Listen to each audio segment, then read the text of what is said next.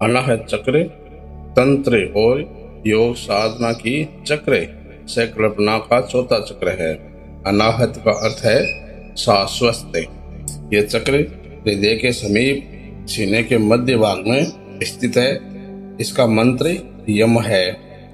अनाहत चक्र ध्वनि नाद की पीठ है। इस चक्र पर एकाग्रता व्यक्ति की प्रतिभा को कलाकार या रचनाकार के रूप में विकसित कर सकती है। इस चक्र से संकल्प शक्ति का उदय होता है जो इच्छा पूर्ति करने में सहायक होती है। अनाहत चक्र का प्रतीक चिन्ह है 12 पंखुड़ियों वाला कमल है। यह हृदय के 12 दिव्य गुणों परम आनंद, शांति, सुव्यवस्था, प्रेम, संज्ञान, स्पष्टता, शुद्धता, एकता, अनुकंपा, दयालुता, क्षमा भाव और सुनिश्चय का प्रतीक है।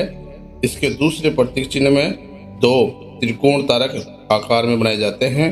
एक त्रिकोण का शीर्ष ऊपर की ओर, दूसरे का नीचे की ओर संकेत करता है।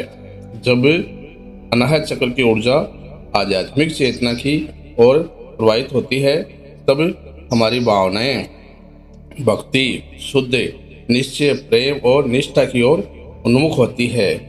यदि ये सांसारिक कामनाओं की ओर उन्मुख होती है तो इच्छा, द्वेष, जलन, उदासीनता और हताशा भाव में वृद्धि होती है।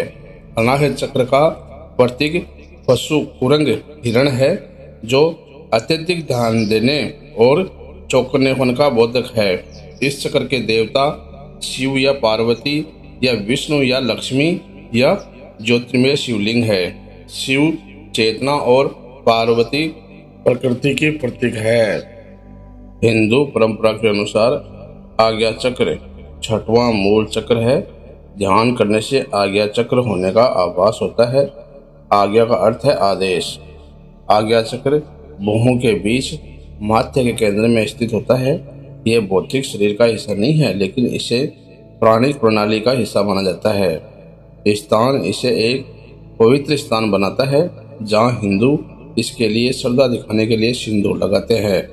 अजना चक्र पिनेल ग्रंथि के अनुरूप है। मूलाधार, स्वादिष्ठान, मणिपुरक, अनाहत और विशुद्ध इन 5 चक्रों से ऊपर होने के कारण आज्ञा चक्र 6वां चक्र भी कहलाता है।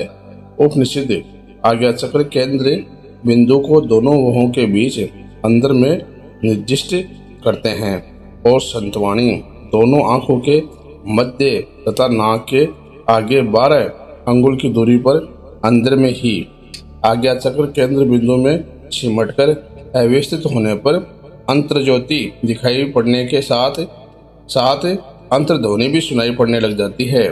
वह अंतर्ध्वनि मानव साधक के लिए ब्रह्मांड में आ जाने की प्रभु आज्ञा का शब्द हो, क्योंकि अंतर्ज्योति सह अंतर्ध्वनि प्रत्यक्ष हो जाने पर साधक को ब्रह्मांड में प्रवेश करने की योग्यता हासिल हो जाती है। 6वें चक्र को हठ योगियों द्वारा आज्ञा चक्र कहने का यही कारण है। इस चक्र के देवता रुद्र और गणेश है।